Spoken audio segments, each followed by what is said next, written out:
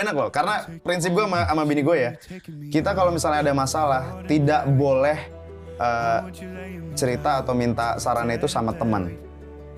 Ya, ya, itu gua ada setujunya ya. Karena biasanya kalau misalnya udah teman masuk, itu sumber bencana itu kalau misalnya lo cerita masalah rumah tangga lo sama orang lain, Ya. selain pasangan suami istri, itu malah masalah Itu makin awal, runyam. awal. Itu pintu terbukanya masalah makin runyam kalau lo cerita ke orang lain. Iya. Nah, cuman kalau gue tidak melarang dia cerita kemana-mana karena kan emang butuh cerita. Cuman ceritanya ke profesional. Oh, jadi aturan yang sudah lu buat begitu satu sama Iya, lain. jadi bukan yang mengekang untuk lo nggak boleh cerita kalau kita ada masalah segala macam, bukan kayak gitu. Tapi lo kalau mau ceritanya cari orang yang netral, yang profesional, jadi dia ngasih masukannya itu Bener. profesional dan netral gitu. Betul. Si psikolog itu. Iya, sama juga sebenarnya gini. Gue juga setuju kalau sama temen tuh kalau gue bilang sih hindarin. Tapi ya kita kan nggak tahu ya. Maksudnya kalau lu dapet temen yang memang orang yang netral gitu kan, yang kemudian lu tahu nih karakternya orangnya tidak membela ke kiri dan ke kanan. Tetap gitu. nggak bisa. Tetap nggak bisa ya? Nggak bisa. Masa?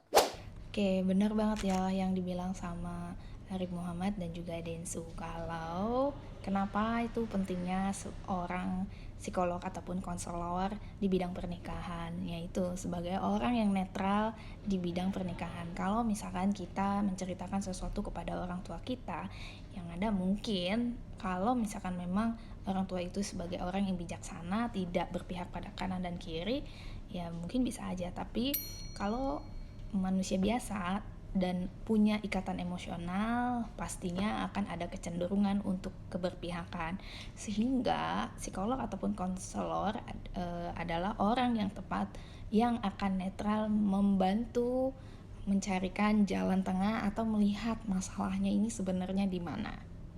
So, gimana nih kalian yang mau menikah atau yang sudah menikah atau yang saat ini lagi ada masalah? Coba untuk libatkan psikolog di dalamnya sebagai orang yang berada di tengah. Tetapi ingat, kalau ini adalah keputusan bersama untuk datang ke psikolog, supaya apa? Supaya ketika nanti kita bercerita itu kita apa adanya, tidak ada yang ditutup-tutupi. Kalau misalkan kita menutup-nutupi, psikolog pun akan tahu ya, dan nantinya akan juga berdampak pada solusi yang akan diberikan begitu. Jangan pernah takut, jangan pernah malu, dan jangan pernah merasa itu adalah bagian dari aib, tidak ya. Supaya apa? Supaya hubungannya pun akan langgeng. Karena apa? Karena hidup kita, ketika kita memutuskan untuk menikah, maka sisa hidup kita ke depannya itu adalah bersama dengan orang yang sama. Artinya kita akan hidup bersama, sifat dan wataknya secara bersama.